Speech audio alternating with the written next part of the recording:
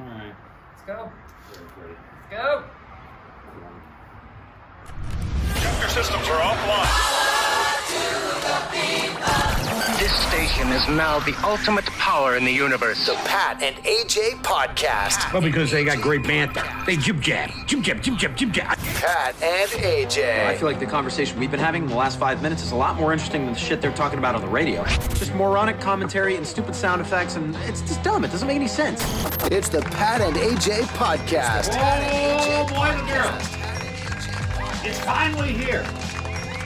It is time for Pat and AJ's 50th episode of the Podcactus audio-visual extravaganza. It may not be Hawaii 5-0, but it's Arizona 5-0. Nice. No, it's fair. Where the fuck did that come from? Is that just how we're starting things? No, I was just thinking 5-0, and I'm like, what show do you watch?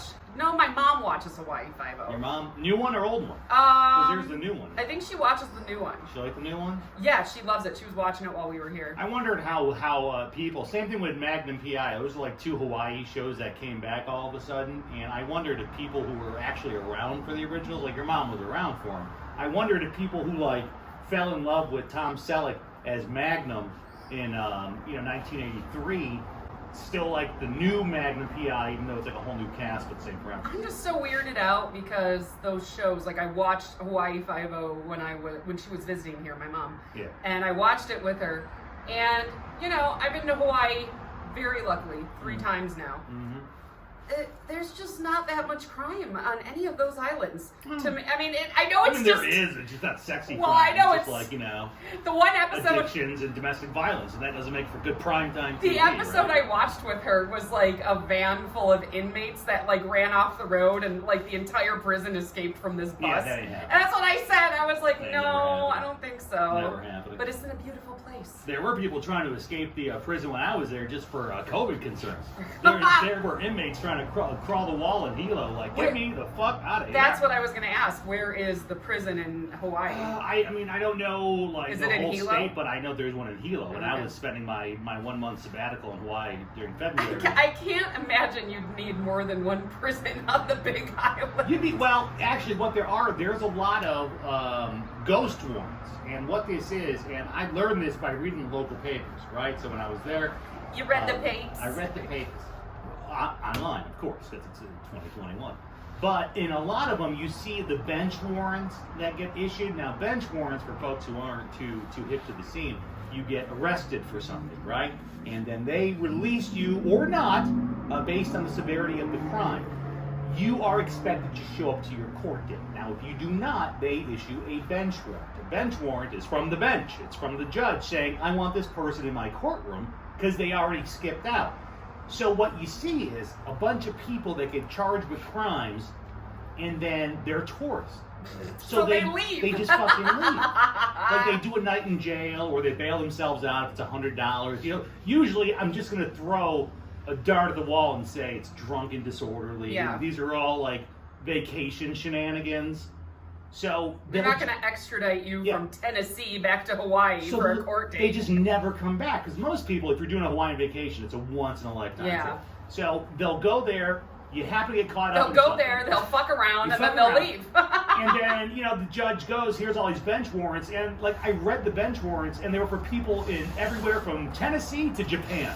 Yeah. I mean, global. And I'm like, this is hilarious. These are all the tourists that got arrested and now have warrants here, and they'll never come back. No. So there's crime in Hawaii, but just not, just not sexy. Not Hawaii crime, 5-0 crime, 5-0. no.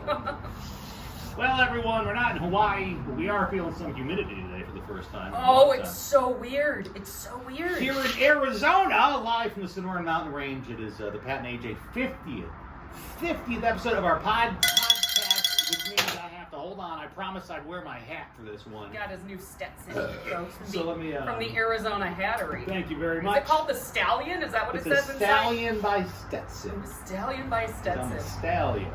When you said you wanted a hat, I'm not gonna lie, I thought I just don't know if that's gonna work out for you, but you don't, that hat doesn't wear you wear it. Like, it looks really good on you. There's things I've learned over the years, being an avid hat wearer, from goofy, rave hats in the 90s, to baseball caps to legit I'm gonna freeze my ass off hats. You should have seen me unpacking his hats before he got here, because we got one of the moving pods before he got here, and one of them was full of his hats. And I'm talking, I mean, countless baseball caps, a couple of fedoras, derbies. You've got some Santa hats. Yeah.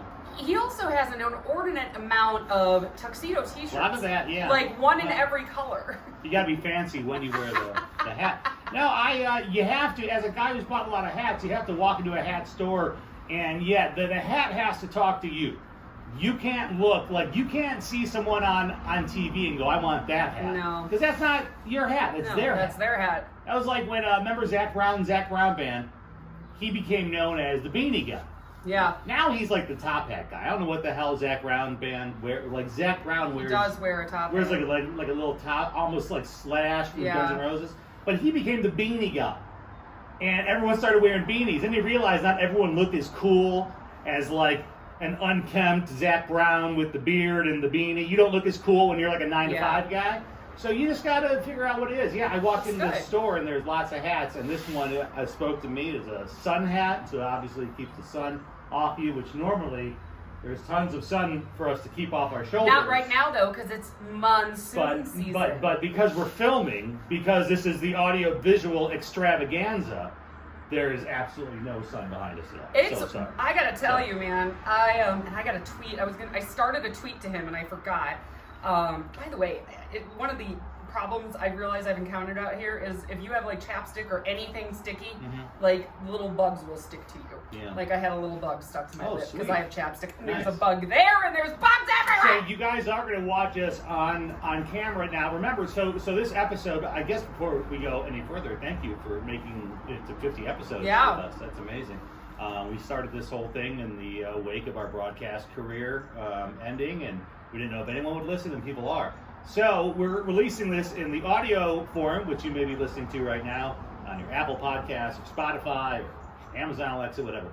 Or you are watching the video version, which is up on YouTube or Facebook or one of our video platforms. Listen, if this is something that the people want, we will continue doing it. But you'll see us, what we normally do, because we record for the most part right now until we complete the studio inside. We record out here on our patio. And it's beautiful weather. Obviously, not the first week we were here in Tucson. It's like 118 degrees. But we do have flies, the famous Tucson flies. Oh my God, there's fucking flies everywhere. And while we record, we famously are going like this. So if you see a lot of this. Yeah, there's mosquitoes, which I'll probably be I don't know about those. I cannot attest to any mosquitoes. I think that is I'm a scratching product. a bite right now. This is a product of the AJ fake news because I have not encountered mosquitoes, which she claims. Are you shitting me? Have you looked at our kid? He's eaten a lot. You two are getting the. Although I will say a couple of things. One thing I got off track. This monsoon season thing is super cool because it looks just like it does in real life in the pictures, where it's just this downpour over a certain area and then it blows over. Very, very isolated. Yeah, I've gotten, in the last 2 days, the coolest pictures. And I've been thinking of our favorite weather guy, Ahmed Badji, back in Flint, Michigan. I got to tweet these pictures at him because they're just weather nerd pictures. But it's so cool because it's literally, it's never like an all-day rain. It's just a downpour and then it's gone. And I already forgot what the next thing was I was going to say. Well, we had some earlier. No, I got it. Speaking of mosquito bites, and people in the Midwest will absolutely appreciate this, I have found... Oh, the sucker thing. The sucker thing. We're not talking about my ex-wife, folks. No, hey. I finally broke down and bought the bug bite thing, which is literally what it's called. Now, what do you mean finally broke down? Like, has this been technology that's been there and you just have not wanted to go into it? What do you mean you broke down? Or is this like a as seen on TV product? Totally, or you finally are like, fine, I'll try it? I don't remember where I first saw it, and I don't know how long it's been around, but I've been targeted with it, with targeted ads on like Instagram. And it's this little thing with 2 levers, and you place it above a bug bite. It doesn't have to be a mosquito bite. It can be any bite that hurts or itches. Because they always say the pain and the itching is from the saliva from the insect in your body. It's not from the bite itself. So this thing, it almost looks like a corkscrew, and you put it on top of the bite, and then you... there was one on my elbow! This is what I'm talking about. The video version of this is going to be Well worth it. You put well worth it. you put the bug bite thing on top of your bite, and you pull the lever up until you feel suction, and then you hold it, and basically it sucks the insect saliva out of your bite. And like the bite is still there, like I have one on between my knuckles, but Okay. it doesn't itch. Doesn't itch. And it's incredible. Okay. Because yesterday I started scratching this thing. I said, damn it, on my hand, that's gonna drive me nuts all day. And then I used it and it works. So bug bite thing, I mean, you can get them on Amazon and you can use them more than once. So they're pretty awesome. Yeah, so Amazon, was it $5, $10, $20? I think it was $10 for one. $10. And then you can get like a 2-pack Okay. too. But you use it more than once, so I don't really plan on getting another one until this one just stops I working. feel like it's just a modified blackhead removal. I guess it could be. Because when she had me do it to her, because it was in some weird spot, I don't know. It was on my hand. I That's couldn't right. use both my hands. So I had to do it, and you are just creating a suction Yeah. and just like sucking. So I feel like it could be for pores. And, See, now I want to do it like on your nose because you have a lot of blackheads. I want to see if it works. Thanks. That's why we're actually doing the audio-video version, so you can look at my blackhead. That was one of our biggest YouTube videos at our old radio station. That's was right, the blackhead, blackhead removal. removal. We used some sort of DIY. Quality content, getting all the hits. Such trash. But I managed to zoom in, and you can see all your little blackheads on the extraction tape, and it was What kind was of that? gross. Was it Jello or something? Some sort of baking item. Like I said, it was total DIY. It wasn't like a product. It was just, hey, use this concoction and Just some bullshit you saw. Yeah. Just like how you learned how to clean your dishwasher filter based off TikTok. Yeah, but it freaking worked. So our dishwasher. There's is still magic clean, in by that the way. there internet, I tell There's you. magic in that. Their internet. Not in this nonsense, by No. the way. Speaking of the magic in the internet, we're settling into the new house here in Oro Valley, Arizona, and it's not even the first month. We've been here, what? I mean, because today is July 1st, right? Happy Yeah. Bobby Bonilla Day, by the way. Everyone. Thank you very much. Today's Look it July up. 1st. Tomorrow, so we got here on the 13th. Yeah. So we've been here about, what, 2 weeks? 2.5? 3.5. It's closer to 3. Okay. So we're getting ready with all of our bills from that first month of all of us being here, right? Yeah. Because the home's going to run differently when everyone's here. AJ was first set up out here in Arizona by herself, then by her mom. But everything, your energy, your food, your internet. Oh my God, the food bill. Like I don't know how to deal. Like I got used to just buying for myself, and there wasn't a lot of food in the house, and now I'm spending like $150 at the grocery store. I'm like, this isn't gonna last 3 days. So I got an email from our internet provider, and of course this is our first, I think, full cycle with them as well. And they emailed me to let me know that we had hit 75% Oh shit. of our data usage. Now, what's funny about that is that, one, it was like on the 29th that they emailed me, so I'm like, well, the month's over in 2 days, so I don't care. Does it go from like the first though? But I appreciate you guys telling me. Secondly, it just makes me go, oh shit, do we need more of that there internet? That's what they're doing, is they're trying to get you to buy more. But I don't think you can buy more. This is not about your speeds. This is about how much we're using. Like they're like, we're allowed like 1.2 terabytes of some shit, and we've used almost all of it. And this is like the first month that we're all here, like as mom, dad, and it's just, funny shit when you get into a new house. I'm working from home now, so that's gonna use up a whole Congratulate lot. everyone, by the way. I want to give a shout out not only to AJ, but to Julie, who hit us up on the Instagram, on the old IG. So it was on Instagram. Julie, I kept asking, he read me your message, and I kept saying, where is this? I want to reply. And he goes, it's in the email. No, it's on Facebook, and I couldn't find it. There's too many goddamn socials. Okay, when it's on Instagram, I will reply to you. I already did to Julie, but you can do one as well. But Julie, too, got a hold of us on the Pat and AJ podcast Instagram, talking about how she's like AJ, at that midpoint way of life, and you're kind of leaving one career behind and going into a new one, and you're unsure of yourself, but you're excited. And as much as AJ is going through it, people like Julie are going through it. I'm sure someone listening right now, you're going through it. I feel you right but here. I think AJ's almost back to employed everyone. I think she's like, you have some official. I mean, nothing we're going to talk about here, but like these are like official show up at a certain time type jobs. Well, virtually. Yeah, you still, but you are expected to be somewhere. Your presence is expected somewhere. I start training next week. I am so afraid that I'm going to fuck this up really bad. I'm so afraid. You have no idea. Like, I just feel like there's so much riding on this, and I don't want to blow it. So. What is it? Just the anxiety of a new industry? Because it's not even really a new industry, but it's just a really different role for you. It's a writing role. Yeah. So you have transitioned in the radio world. Yeah. So. You have transitioned out of the talent world, out of all that shit, and this is much more of a news type thing where you write. So is it anxiety based around that, or is it anxiety about just going back into the workplace after being laid off? Is it anxiety about going back into the workplace after the pandemic? You haven't really been anywhere since you know. But I'm still not physically going anywhere. But still, you're part of a system then. I am part of a system, but they're all on the East Coast. You're part of something. So what do you think it is? I don't know. I have anxiety about, training to do something new. I don't want to mess it up. Mm-hmm. I want to do it well. And I'm also I'm oddly anxious about the hours because I'm kind of on call, and there could be like overnights and we're talking a time change too. That's the part that freaks me out. Yeah. Is that my day could start again at like 5 a.m. when it's 8 a.m. on the East Coast. So I don't know. And you're in like the Arizona no time zone land. So I mean, it's kind of nice here because the sun, and I know this because our asshole cats, who I'm looking at right now in the catio, of course they're in the catio looking at us. We should show everybody the catio before we wrap this up. That's the bonus footage. Bonus footage is the catio.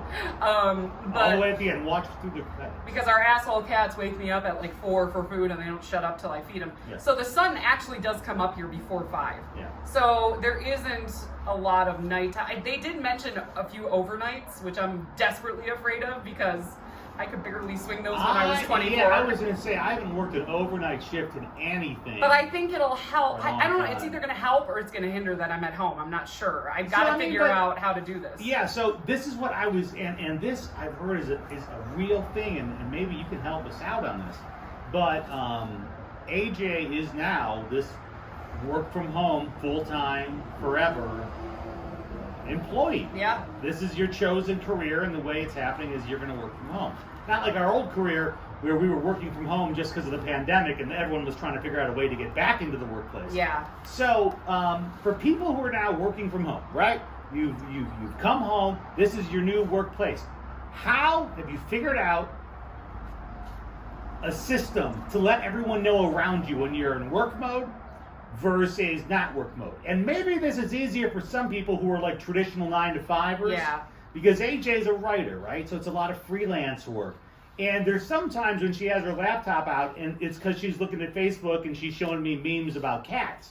And I can make jokes with her. Then other times she has her laptop out and she's doing like serious shit and she's on a deadline. I have told you this a million times.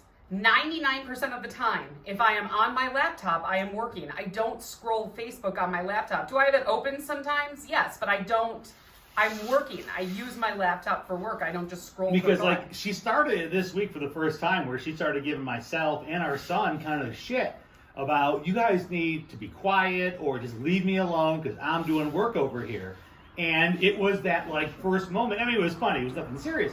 But it was that first moment where I go, oh shit, like if she's really now going to have this work from home, like I clock in from this time to that time, I'm like, we almost need to start learning how to respect her time and space. And like it's going to be an adjustment. I did feel bad because like I had to tell our son, and it's hard right now because I don't have a dedicated space for it. Yeah, we're just putting the house together. We're also kind of all over the place. Like our son isn't hanging out in his room because he didn't have a TV in there. Now he's hanging out in ours, and once we get everything settled and get the office set up, that'll be a lot easier to go in there and shut the door and be like, go away. Yeah. But like the other day, our son came up to me and I feel bad because when you're writing and the mood strikes you, you sit down and write. Yeah. If you are not in the mood to write, you can't. It's not even. You just stare at a blank screen for hours. Like you learn to figure out like, okay, this isn't the time. But I was in a mode, and I was writing, and I was trying to get this piece done, and our son came up to me and started talking to me about Mortal Kombat. And I looked at him and then I said... instantaneously, her article about Putin became an article about Mortal Kombat. Writing about how Putin now has Mortal Kombat KGB officers. I just felt so bad because I had to tell him, like, dude, I need, you gotta give me a few minutes. Like, I just need that. We got to get the office done so I can be in there when I'm training and getting stuff. Yeah. That's just got to happen by next week. There is an old friend, really of ours. We haven't talked to him in a long time, but he was kind of a pioneer in the work from home realm era. Who's this? A guy named Will. We worked with him. Yes. He's a program director somewhere in Florida. I think he's in Is Miami. it Miami, Orlando, one of those? Tampa? One of those sexy Florida towns. Not a non-sexy one like Jacksonville. He's like one of the sexy ones. But he was working from home, and I remember him talking about how he had to tell friends and even people he was dating, like about, look, I know you think I'm just at home hanging out, and you want to come over and just chill, but I'm actually doing, and it also didn't help that it's radio too, so there's music. And it seems a lot more fun on the surface. Well, I got, unfortunately, I got in a fight with one of my best friends over the pandemic. And one of the things she pulled out of her back pocket was, she's one of those people who doesn't think people who are working from home are doing anything. Okay. And she kind of used that as ammo against me. And I'm like, basically insinuating I haven't worked in a year and a half. And I was like, are you fucking kidding me? Yeah, like, right? There are a lot of people who think that if you're at home, you're not actually doing anything. And now I saw a tweet the other day that I have been saying this for a long time, because when we worked at the radio station, our GM was very hell-bent on getting everybody back to the building as soon as possible. The corporate office was very forward-thinking, and they were...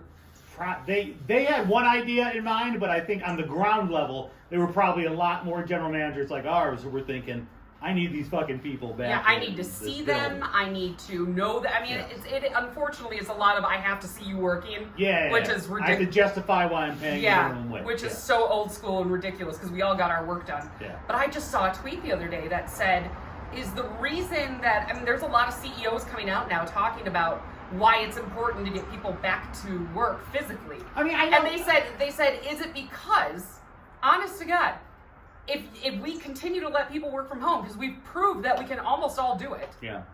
Is it because there will be a crash in commercial real estate? All of these buildings will be empty. Think about that. Well, no, there's definitely a lot of real estate involved, but I think there is, and I don't know the exact name for it, and there's probably someone who works in corporate America listening that does. There's a name for, like, it's called spontaneous ideas or spontaneous. That's what they say you really do in some industries. Obviously, if you're a CPA, you work with fucking numbers. Yeah. How much creativity is there really in your job? You can crunch numbers wherever you live. Well, and I've seen people say that. They're like, we need the socialization and it creates creativity. But and all I this will stuff. say, in some, like a marketing firm, an advertising agency, any kind of change, I mean, there are certain industries where that spontaneous, you said one thing and I heard it and I thought of this and that's going to lead to that and this becomes that idea. I get that. I'm not quite sure it's a total conspiracy about the real estate, but that would be a big deal. No, I don't. Be a big deal. I don't think it's a conspiracy, but I think it's part of it. I really do, because like I made that joke right before we got fired. Yeah. I said, hey, look, we can all work from home. Why don't y'all sell the building and save some money and we can all still do our jobs? And they, hardy, you're fired. Like that's kind of how it went down. And I don't think it's a conspiracy theory, but I also believe that a lot of people work better from home. Like everybody works differently. And if a person works better from home, let them work from home. Like the second they stop working or they start missing deadlines or screwing up, then they're gone, or you say what you do. You got to come back in person. If you're a home builder, there's no working from home. And exactly. You're a police officer, firefighter, there's no working from home. If you're, whatever, a nightclub, a DJ, a healthcare provider. Healthcare provider. I mean, for years, and we've talked about this, for years, I supplemented a lot of my income working in the nightclub industry as both a DJ, a promoter, all types of things. MC, And that income, like, that has to be face-to-face, man. Like, I used to depend on that money, and that money's been gone. So stuff like that, like, I understand there's certain industries you can never do from home. But you're right, there definitely are. If you're a CPA, and all you do, numbers. You send me numbers, I punch in numbers, I give you numbers back.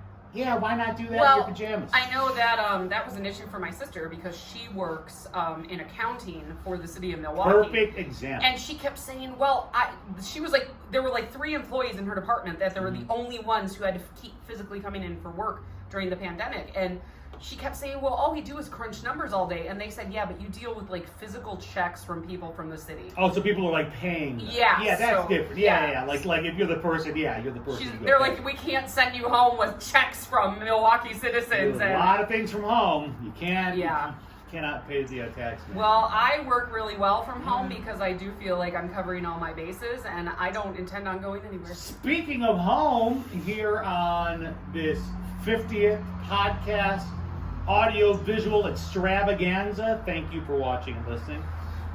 More things to do from home this summer. And it's all from an app. Do we even need the movies?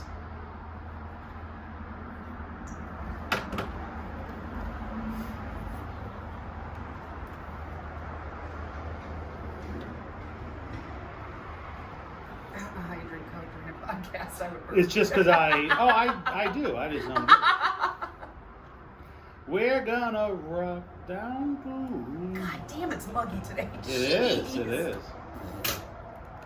I am not used to this anymore. We are spoiled. Woo! Alright. Cats are both right there. Of course. Well, because they can see me. They want to see us.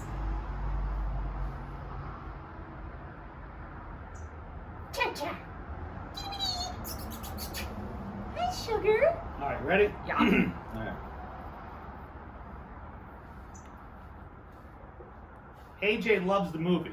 Hell yeah, Been man. dying to go to the movies. That's all I missed during the pandemic was going to the movies. I mean, she loves doing everything from home, working from home, socializing from home, all that, the podcasting from home. No, I gotta go to the movies.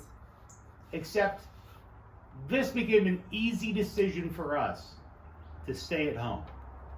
Because it was never in the movies anyways when it used to be around. The Many Saints of Newark is coming not only to a theater near you, but streaming on the ever popular HBO Max. This October. October 1st, right? The Many Saints of Newark, by the way, is the Sopranos movie. It is the Sopranos prequel. Sopranos, the greatest television show of all time, Agreed. arguably. I mean, listed by many people. I agree with that. AJ agrees with that.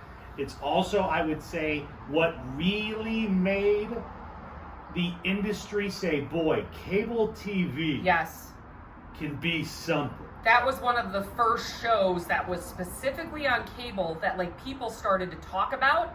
And I can guarantee people went out and got, was it HBO? Was it always on HBO? It was always on HBO. People probably went out and got HBO. Oh man, and like that's when you had to buy it, yeah. right? You're paying $12.99 a month your cable provider, and you got one HBO. You got one. You got one. You got one for that one show. But The Sopranos cannot even we can't state the importance of this television show to so many things. Especially now, I don't even think network TV gets nominated for awards. No. I don't even know. Listen, cable TV barely gets nominated. Now it's all the apps. It's all very weird. I'll admit it. I think it's all a little strange. So The Sopranos ran exclusively on HBO. There was always a talk after the show ended, because it was a show that HBO, if they could, would have kept it going till today. Because it made them that much money. It was that much of a cultural phenomenon. Yeah. You know? The creator, David Chase, wanted to end it earlier than they let him. I think he wanted 5 seasons. You can tell, too. And they made him really kind of stretch it out. But after that, there was always this rumbling of a movie. And we all know the famed Sopranos ending. Did Tony die? Did he not die? Very open-ended. And I think David Chase has never... I mean, Has he slipped anything out? He's slipped a few times where he's alluded that Tony's dead. But But I also think he wants people to just think what they want. He's an artist. Yeah. He's very much a you. What do you think? What do you think? It's your thing.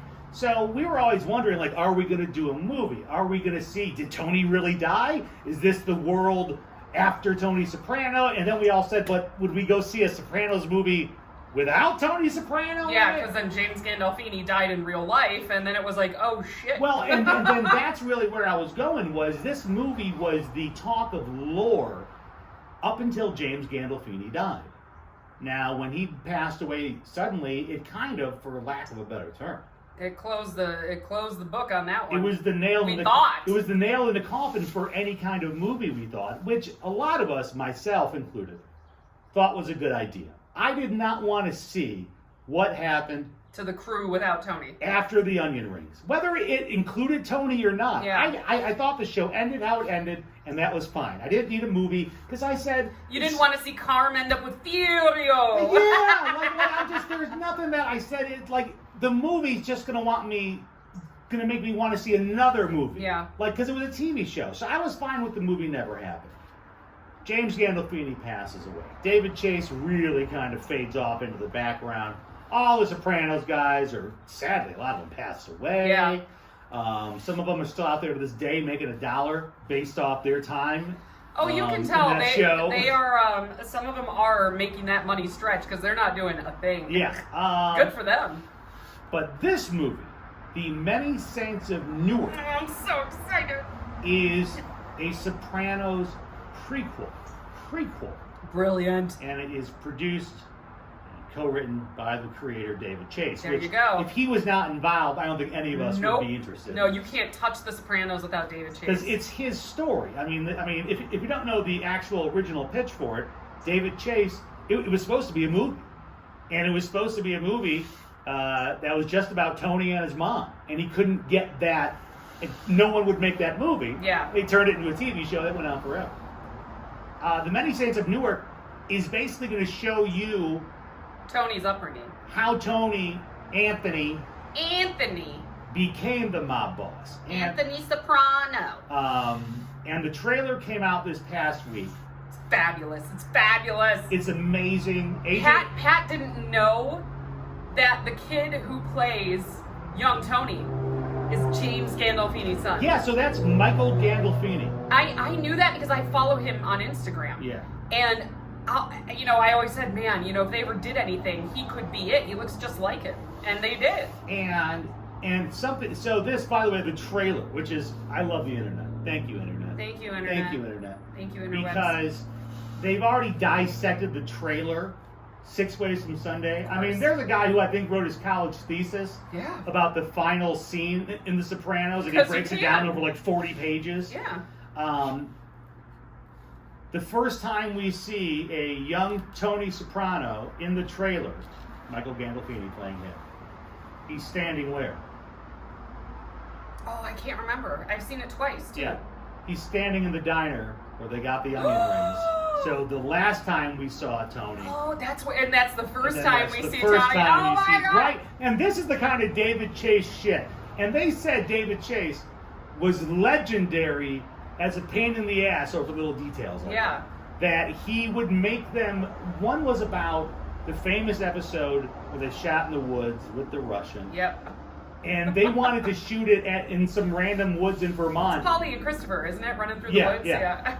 And literally, It's a great David episode. Chase made them go out of their way to shoot in the woods in Jersey because he goes, no, the woods in Jersey are different than the woods in Vermont. It's true. And that's the kind of neurotic shit that he's into. So Yeah, little it's- things like, Yeah. put little Tony in the onion ring shop because that's where we want everyone to see him for the first time. Because he knows there are people out there who will dissect every scene, so he wants to make sure his bases are covered. Good for him. So the trailer shows us that Anthony is raised mainly by Dickie. And Dickie Moltisanti. is the fictional Christopher Moltisanti's Fictitious. father, who is talked about so often in the original series. And Dickie Moltisanti is Carm's cousin. Yes. Okay. Because she calls Christopher. Yes. She calls him her cousin. And well, but technically, then he would be her second so cousin. the reason why Tony considers Christopher like his nephew is because of Dickie, his father. Okay. Because Dickie was pretty much a big brother to Tony. Gotcha. This is the guy, Dickie Moltisanti, who brings a young Anthony Soprano into the organized crime world and says, who needs high school, who needs college, Well, yeah. you can help us do this and have a better life. There's a great scene in the trailer where Ray Liotta, who is playing who? Ray Liotta is playing Hollywood Dick, who is Dickie Moltisanti's dad, so that would be Christopher's grandfather. She, by the way, shit her pants when Ray Liotta showed up on. How can you not? She literally jumped a little bit. Fucking Ray Liotta, She's man. like, Ray Liotta. I've had a crush on Ray Liotta since I was like 10. I mean, come on. No, but there's a great scene in the trailer where, Ray Liotta is talking to Dickie Moltisanti and says the best thing you can do is leave your nephew alone. Yeah. Like, stay away from him and let him do his thing, which obviously didn't happen. You also have the mom now, and this is the hard part because Livia Soprano is so important to everything About Tony. About Tony, what he is, who he is. Not only as an adult, as a child, and the fact that it was played to genius in the original. You want to see how a mom is played in this version. I'm having a hard time with it because she's played by Vera Farmiga. And she's from Bates Motel. She's from Bates Motel. She's also from all the Conjuring movies. Okay. So I'm getting to a point with her where that's all I see So is you her know from the her. Conjuring. You know her. Yeah. Well, She was in, oh my God, what was that super long movie about the Boston mob? The Departed, I think yeah. she was Who in did The she play in Departed. that? Oh, she was the movie. girlfriend, I think. I Okay. could be totally wrong, but I'm pretty sure it's her. Well, that's a big role. People were saying that, Oh no, she's an amazing actress. It's just like the next Conjuring movie is coming out now, so when I saw her sitting there as Livia Soprano, I was like, I don't know about that. She played Norman Bates' mom. So Yeah. if you can play Norman Bates' mom, you can probably do Tony Soprano. I think she pulls off the disdain for him, even just in the trailer. Like at There one is, point, yeah. there's a teacher saying like he's gifted, he just doesn't apply himself. Let me get the line here. Told by a guidance counselor, her school-struggling son has a high IQ. Livia stiffens. She goes, You can't prove it by me. He's got a D+ average, she says before snorting about his leadership potential. Yep. Which is something that is funny that they immediately play into, right? There's this overdub of this student has a high IQ and he has leadership potential. And so you immediately get that sense of, and I think a lot of us say this about big criminals, is if they went straight, they'd be so successful. amazing, yeah. Like El Chapo. If you could, You could organize hone your skills on something. Yeah, if you can illegal. organize your cartel, you can organize a corporation. Right. Tony Soprano. I mean, so I like how they initially start with, this is before he's quote unquote bad. Yeah. Before he's this man who's crossed over and is just, a mob boss. well, he's just a criminal. He's a Yeah. bad person. He kills people, But he this robs is- people. This is what we all wanted to see: is how did he get to this point? How did he Because get there? There are flashbacks in The Sopranos. It's all talk of his family growing Yeah. up, and his sister is in the mix, and what happened there. So you're gonna have also Johnny Boy is in this, which is Tony's dad. Not Johnny Cakes. Not Johnny Cakes. No, Johnny Cakes is somewhere up in Vermont. No, so you have Johnny Boy. You're also going to have Junior is going to. So you're going to see a Junior, A young Junior, a yeah. young Junior, who I think we all loved, even in the flashback scenes where they would portray Junior. I think we all loved just the flashback Junior as much as Junior was awful in such a sweet way. Like, I just felt bad for him. I almost felt like he didn't know how bad he was. he was a man who lived by a dying code. That was the problem, was he was a man with a different set, and he had set so many things aside from family and life for this life, and he couldn't comprehend these new guys. And yes, you'd see him make cold. I mean, he did, cahoot with his sister-in-law to whack his nephew. So that's about as cold-hearted as you get. He is pretty cold-hearted. Okay. I'll help kill your son. Yeah. My nephew, no problem. No, I'm very excited about this, and we've already decided that because it's in theaters and it's on HBO Max, we said, oh, we're in, like Flynn, on that, no problem. And then before he could even say it, I looked at Pat and I said, here's what we're going to do. We are going to make a huge Italian dinner at home, and we're going to watch it on HBO Max in our living room. Because we watched the finale of The Sopranos when we lived in Seattle, and I wasn't watching the show at that time. You weren't? Yeah, I But was the hardcore Sopranos guy. but I knew you watched it every week, so I wasn't gonna. I'm like, that's his show, and I could tell what a big deal the finale was to you. And I remember we went shopping that day for like chicken parmesan, and Oh, it was great. Pat made this huge dinner. I sat down and watched the finale too, and then I've watched it I think 2 or 3 times since then, and we're gonna watch it and again. then I watched it. It was West Coast because we were in Seattle, so Yeah. I watched it West Coast. Immediately had a phone call with my best friend about it, and then watched this again before all the apps and on demand. I watched the East Coast feed because they ran it again on like HBO East because you wanted to see the ending again. You're like, oh my god, what happened? But yeah, when we now again, I said the Sopranos movie, right? This is how this whole thing is being told. Yeah. We don't want to watch it in a movie. Listen, theater. if I can't have a plate of lasagna in front of me and talk to the person next to me about it, because this is such, I mean, this isn't the first time, I mean, it's the first time we're seeing it, but this is such a story we are all so involved with already. Like, I don't think the theater is a good idea for this one. See, like, because that's, the funny part is that it immediately went from, we had all for so long said the movie, it's finally going to make it to the big screen. And now, the way we just absorb things is different. And I really got to thinking about it. One, why would you want to see it in a movie theater? It was never a movie. No. It was a television. That's what I said. I'm like, that would feel weird. Yeah. Secondly, it's like, you know, it's lived and died on HBO on these Sundays, and it was just, you know, it was... It's October 1st to Sunday. Oh my god. It would be pretty cool if it was. I'll find out. Oh, if they planned that, that'd be amazing. So now, for those of you who are yelling at us, you're screaming at your speaker saying, no, I want the popcorn. I want to watch the Saints of Newark come out on the big screen. I feel you on that because I do love going to the movies still. That's fine. You will be able to. So it is doing like a lot of films these days. It'll open on theaters October 1st, and then it streams that same day for 31 days on HBO Max. This is the same thing that they did with The Heights or with Mortal Kombat. Do we have to pay for it? For HBO Max? No, do we have to pay for it on HBO Max? No. It's part of your HBO But Max. I'm legitimately asking because, you know, a lot of these movies, when they pop up in theaters, you automatically assume if I want to see it when it comes out, I'm going to have to pay for it. Yeah. So when it says it's on HBO Max, I just assume they're going to be like, rent it for $12 for 24 hours. And I would still, but I just get so confused. Like the other night we watched False Positive, the new movie with Ilana Glazer and Pierce Brosnan on Hulu. Hulu, yeah. And I was fully expecting to pull it up and have to cough up like $10, and we didn't. So it's all just very confusing. Yeah, no, that is because there are services like Disney Plus. They do what they call Premier Access. So they're doing that right now with Cruella, where it is available to Disney Plus streamers. But you have to pay for it. But it's an additional cost. Yeah. HBO Max is all in. They have cut. I mean, Good. they already have the big deal with That's awesome. with Marvel. So Yeah. all these Marvel movies and these DC movies are going to end up coming there and living there first for a little bit. But yeah, HBO Max is going to have it. And boy, talk about a way to drive up subscribers.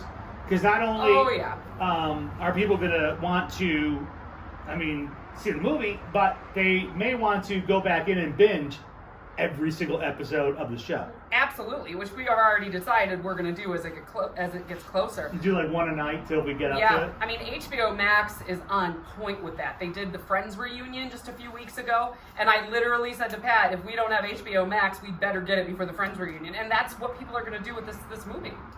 Also featured in it for fans, you will get to see younger versions of Polly Walnuts. Oh, I love it. Of Silvio, and I will say, looking at, because they have, now that we have the trailer and there's stills out and there's some comparisons, I don't know how you cast this movie. Like, do you look at The Sopranos cast photos and then go, okay, who are younger actors that we think may believe to look like them? You have to. I mean, obviously with Michael Gandolfini, you hit it out of the park. Yeah, because he looks just like his dad. But everyone else, when you're looking for a young Paulie, a young Syl, you know, how do you... But the actors that they got, I mean... It works. I saw the side-by-sides. I think it's going to work. I'm curious because you don't hear Tony talk a lot in the trailer. I think he has like 1, maybe 2 lines. His first line is, "What'd you say?" Yeah, because someone calls him like a jerk off or something. Yeah. And you're just waiting to hear him because it's frickin' Tony Soprano.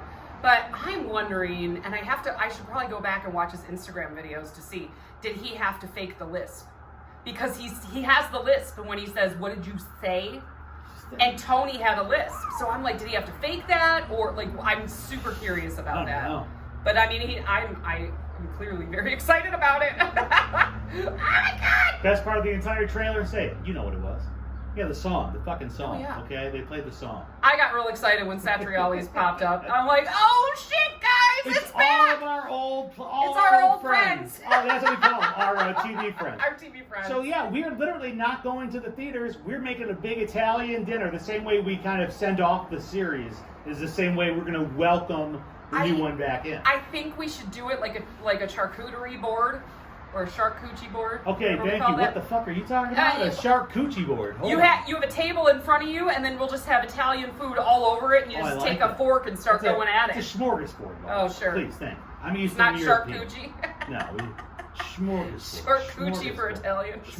I need the gabagool. Actually, I feel like none of this is actually in line with like what Italians would make. We're talking about smorgasbords. She's talking about charcuterie. I don't know what that's about. They would want the gabagool. Gabagool. All right. Yum, yum. Ready? Yeah. What are you talking? What do you want to do? I don't know. Are you sweating? Because I'm sweating. Oh yeah, I'm sorry. Damn. What? I feel like things are sticking to me. We can do the NCAA thing, or we can do Cosby. You want to bitch about Cosby? Yeah. All right. You want to bitch about Cosby?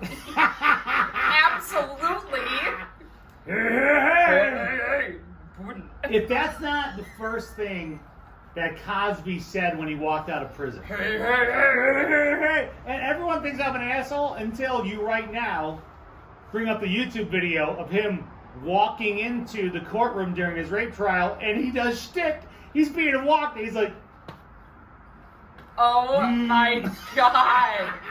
This guy is such a pig, and he's the free. equivalent of an old man who doesn't have any fucking clue of the severity of what's happening. Hey everyone, you wanted Britney freed? Well, all we could do is getting Bill Cosby out of jail on rape charges. Holy shit, talk about the headline I was not expecting to see. I mean, come on. What the hell happened? How did this go wrong? And not only that, not only did Britney not go free, because... The judge ruled against it. And it all happened on the same day. What the fuck, man? People ask you, they go, Pat, how come you don't believe in a higher power? I go, because Bill Cosby just walked out of jail and Britney Spears is still under conservatorship. That's why. I believe if there is a intelligent power looking out over all this, that's an odd chess game you're playing there. What the hell happened yesterday? Bill Cosby's out of jail because he had a deal not to go to jail. This is what happens when you're rich and famous and you have lawyers that cut deals with this. By the way, the district attorney who was the prosecutor who cut this deal went on to retire from his position. You may know him because he represented the president in one of his 2 impeachment trials. Classy folks. Not the current one, the last one. Last one? Other one. So this was something... What a resume. that was pounded by the Cos's lawyers. That a deposition in which he tells you how he does it. Oh, yeah. It's the OJ. It's the OJ. If I did it. If I did it, here's how I did it. Here's how I did it. It's him going, women came over, I'd slip them some kind of a pill. This is back in the 70s. So Jesus Christ, I mean, those are old school pills. These days we'd say a Xanax, right? Yeah. Oh, you put a Xanax in a drink. Who the hell knew what those things were back in the 70s? Right? And then, you know, he would sexually assault these women when they were under the influence. Now, this deposition came about during a civil trial And in the manner in which it was obtained, it was under the premise that it would not be used for criminal prosecution. Otherwise, I mean, you would probably say, why the fuck would anyone sit down? Why would I tell you how I did it Yes. if it's going to be used against me? Right. So they said it's not going to be used against They said, you. don't worry, this is just for your civil. And I mean, civil to rich people is fine. You pay problems to go away. Yeah. That's what That's rich what rich people do. That's what corporations do, right? And then, of course, years later, you have a change in district attorneys. You have a change, really, in culture in our country. You have a Me Too movement. You have a renewed interest in Bill Cosby, thanks to Hannibal Buress, which, by the way, he's a fantastic comedian. Please, He's great, yeah. know Hannibal for something more than just being the guy who reminded everyone that Bill Cosby is a We rapist. saw him live at Bonnaroo, and he's fabulous. He's so funny. Chicago into it. But this was kind of always out there, and then it was like this moment happened where you had this new district attorney. It's like, we're taking the cause down. You have a victim who was still within the statute of limitations. Now, that was the other problem, by the way. The cause has, I think, like 80 accusers. I think it's 60. But 60. that's still... It's still fucking more than that's one. still way more than there You should shouldn't be. have one. You know how many rape accusations I've had so far? Zero. I've gone 43 years with zero. You should not have any. So he has whatever, 60, 80, 50, whatever they are. All of them are from, many. all of them are outside the statute of limitations, and there's this one that isn't. So they go all in on this one. They end up using all of this deposition material. They get the conviction. The cause gets 10 years. Never flinches, by the way. He did the Trump. He never admitted any guilt. No. He, the whole time, said this was on the up and up. This is part of the deal. That's what you did. Right? So he never retreated at all. And 2 years into his 10-year sentence, the Pennsylvania Supreme Court goes ahead and overturns his conviction. It's basically saying they weren't supposed to use that Yes. against him, and they did, and that Saying- was against the and deal. The premise of it, and I'll admit, the premise of it, yeah, if you make a deal with any kind of a government, right? Because that's what a district attorney Yeah. is. A DA, by the way, is powerful. If you did not know how powerful your local district attorney is, you just found out. A local district attorney that was probably elected because people just vote along party lines. No one fucking cares anymore. But that guy literally just let a rapist off scot-free because he has that power. People, I don't think, know how much a DA can choose to not charge you or all charge you. You got gung, you guys. You I gotta know, watch, yeah, you gotta watch some some Law and Order, dude, because these DAs are very powerful They hold people. a lot of cards. And you're seeing it in this case. And I get that. If you make a deal with a DA, with the police, Yes, it is. they should hold up their... This would On be... paper, it's pretty fucked up that they said, don't worry, this won't be used against you in court, and then, oops, just kidding, we're gonna, like, that's pretty Yeah. messed up, especially when it comes to the law, because you sign stuff saying, okay, Right. we agree to this. So, aside from all the horrible things he did, that's pretty messed up. Yeah, that's fucked up because then you could think, like, if you have an informant in a drug case who you have, whatever, they're a drug addict and they're making drug buys for you and you say, don't worry, you help us put this guy away. Yeah. And then all of a sudden, oh no, by the way, we're going to arrest you. Just kidding. They go, oh, hold on. So I get that part of it, but then there's this... Doesn't make it okay. There's a human aspect of it. There's a human side of it that is so much larger. And it sucks because the law does not have emotion. It No. just doesn't. The law is there to be obeyed, disobeyed, and interpreted. And That's it. I know it's cheesy, but that's why I like Law and Order, because not every episode ends up the way it should. And a lot of times you walk away from the show with kind of an empty feeling like, well, that sucks, but it's the law. That happened this morning. I was watching Law and Order. The episode you were watching today? Yeah, with the kid. And a dad kills a guy who killed his daughter. And of course, then it's that dad now goes on trial. Yeah. And he's trying to get out by saying that was whatever, emotionally distressed, whatever. And my son, as we're watching and waiting for the jury to come back, he's like, not guilty. Dad, that guy should not be guilty. No, he shouldn't. Because that guy killed his daughter. And I'm like, I bet you he's guilty. He's guilty, And yeah. sure as shit, they convicted him. But, I mean, but unfortunately, you take this on a human level. Yeah. This is a person of great influence, great power, great privilege. There are still a lot of people out there vouching for him. Who has... Hashtag Felicia Oh Rashad. my God. What a coward. She turned... You can't comment on her tweets unless you follow her and she follows you. Yeah. What a fucking coward. I'm like, you talk a lot of shit and you're not taking any back. I mean, Felicia Rashad, not only Mrs. Cosby, but she's the dean of the fine arts program at Howard. And one... Way to break up the tension. Damn it, Felicia. The school had to come in and kind of say, hey, we don't exactly think she was being sensitive in her tweet, because she basically, she like did a whole glory, hallelujah, you know, the cause is out, I told you. And you know what this does though, and she tried to backwalk it and everyone else. She sucks at it. But what this really does is put a fucking kick in the ass to any woman who's ever had the balls to get up and report being sexually assaulted, whether it's as minor, with none of it's minor, right? But if it's as minor as someone grabbing your butt, something as horrific as being raped and drugged like Bill Cosby did to all these women. I don't ever want to hear it again as to why women don't come forward. I was going to say, if you ever fucking really wanted to know why women don't come forward, I mean, look at this. And you know, this is also, I was talking with my friends about this, and I'm not quite sure the profile on all. But you also want to talk about a demographic that really needs to be helped and advocated for. It's women of color.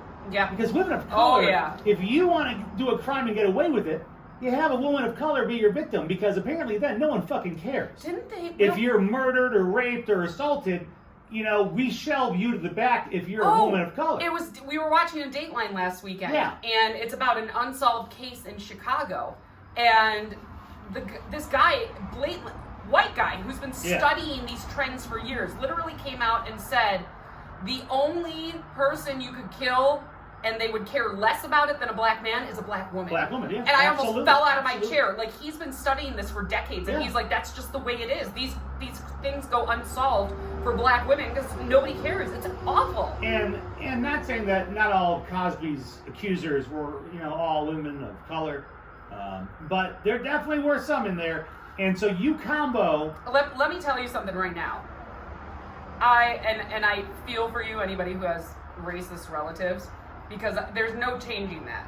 But one of the things I have seen, and I'm not going to name who it is, but you know who it is. Mm-hmm. One of my close male relatives has no faith in black women for anything. Mm-hmm. And he's never had it. And he just talks so negatively. Yeah. And I don't even think he knows a black woman. I really don't. I don't even think he could say, but I have a friend who's a black woman. He doesn't even have that. Yeah. But like, his attitude towards women of color is so bad.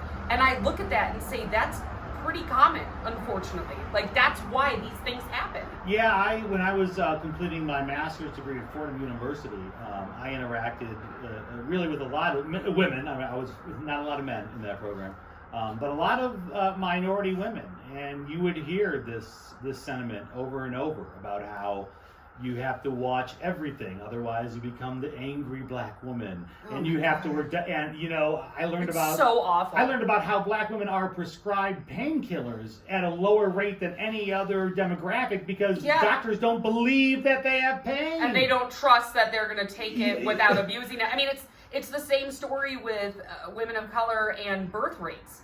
Yes, the fatality or the mortality rate. Mortality rate is higher for black women and their children than any other race because they don't get the aftercare they need. Like, what the hell what is this? So you already have a marginalized population, and then and on top of that, you have a crime that is really evolved over the past 40 years. I mean, we watch episodes of The Love Boat from 1979 during dinner sometimes, but I think would get some people fucking arrested. Okay? Dude, the one we watched last night we were 2 seconds away from a guy touching a little boy. What is happening? And we looked at each other like, oh my God, they're gonna do it, and they didn't. But still, I mean, that was from the 70s. Society's attitudes have changed over the years, and the Me Too movement was such a lightning stroke. And you felt like Bill Cosby was one of the movement's rightful first victims. Yeah. We have Harvey Weinstein, which is First another of all, one. let's not call him a victim. No, he's well, not, yeah, but no. I know what you mean. Targets. What He was a target, yeah. or trophy. How about that trophy? Right? Because what do? You hunt You something make an down, example of him, and then yeah. you make it a trophy on your wall. So Cosby, along with Weinstein, and had it gone through, who's the one who didn't hang himself? Epstein. Those guys. You know, they were like the early trophies of the movement. Yeah. Like, we're holding people accountable, and no matter who you are and how much money and power and influence you have, we're gonna get you. So Epstein, we all know what happened there. Weinstein, he's done forever. I mean, he's good. Locked up in New York. They're hauling him away to do more charges in California. That old man, he's done. Good. And then there was Cosby, who was all right. Well, he's 83 or he was 81 at the time, I think. He'll do 10 years. That'll, hopefully, I think most people probably hope he die in jail. Yeah. Right? And it's just, you never have a trophy come back to life when you're a hunter of an African safari. No. You never have that lion that you slayed come back to life and jump out the window. Yeah. And that happened in this case. And it feels so fucking unfair, unmoral, unethical. And it is. And unfortunately, it is what it is. It's the law.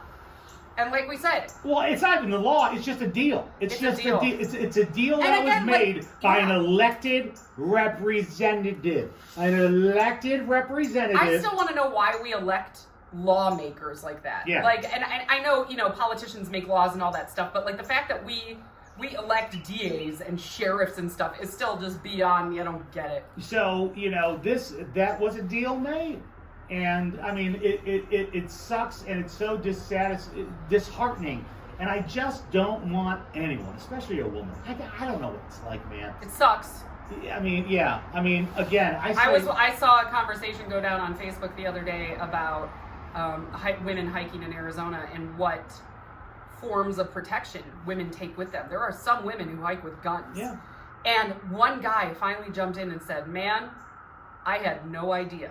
Yeah. And like we are very much taught from a young age to protect yourself from crazy over-sexualized men. Yeah. And that's just so normal to us. Which again, we never bothered to tell men to stop being fucking assholes. No, it's our fault. Right? We have to defend ourselves. And you guys can do whatever you want. That's what I was telling my friends the other day when this Cosby shit was going down. I said, I'm fucking tired of hearing that 1 in 4 women have been sexually assaulted.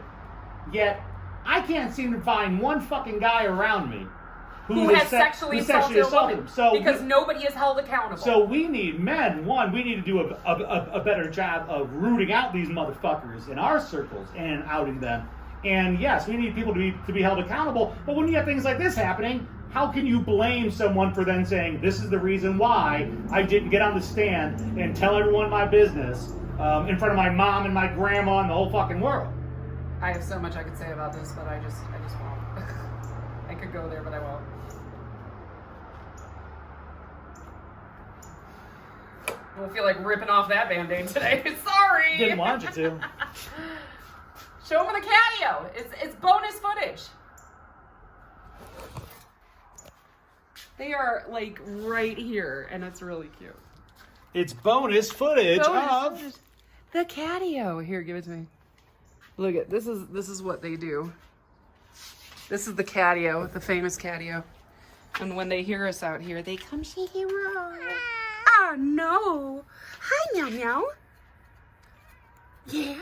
That's their little cactus scratch they haven't used yet, but I thought it was so freaking cute. How can you not? Hi, baby. Did you do the show? Was it a good show? It was a good podcast. Oh, so tired. It's good. And now we'll come inside and they'll come inside with us. Thanks for watching. Happy 50th episode.